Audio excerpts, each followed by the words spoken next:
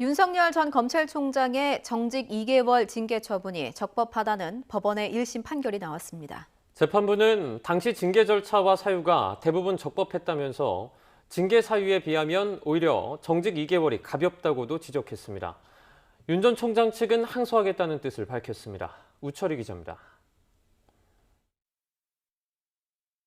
매우 무거운 심정으로 검찰총장에 대한 징계 청구 및 직무 배제 조치를 국민들께 보고드리지 않을 수가 없게 되었습니다. 검찰 인사와 채널A 사건 수사 지휘 등으로 촉발된 이른바 추윤 갈등이 극에 달하던 지난해 11월 추미애 당시 법무부 장관은 중대 비위를 확인했다면서 현직 검찰총장에 대한 사상 초유의 징계를 청구했습니다. 경론 끝에 법무부는 윤석열 전 검찰총장에게 정직 2개월을 의결했습니다. 이에 윤석열 전 총장은 위법, 부당한 징계라면서 강력 반발했고 효력 집행정지 신청과 함께 징계 취소 소송까지 제기했습니다. 징계 의결 10개월 만에 법원의 1심 판결이 나왔습니다. 징계의 타당성이 충분히 인정된다는 겁니다. 법원은 먼저 윤 전 총장 측이 강하게 문제 삼았던 징계 절차에 문제가 없다고 봤습니다.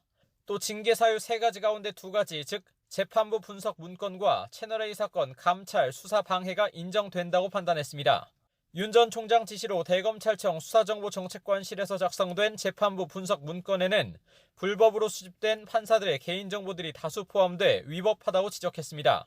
또 적법하게 게시된 대검 감찰부의 채널A 사건 감찰을 중단시켰고 최측근으로 인식된 한동훈 검사장이 관련돼 수사에 개입하지 않거나 최대한 개입을 자제해야 하는 의무를 저버렸다고 강조했습니다. 다만 정치 활동을 시사한 국회 국정감사 때 발언으로 공정성과 중립성을 훼손했다는 점에 대해서는 정치 활동 의사를 명백히 밝힌 것으로 보기 어렵다면서 징계 사유로 인정하지 않았습니다. 재판부는 인정된 징계 사유들에 대해 면직 이상의 징계가 가능하다면서 정직 2개월은 오히려 가볍다고 강조하기도 했습니다.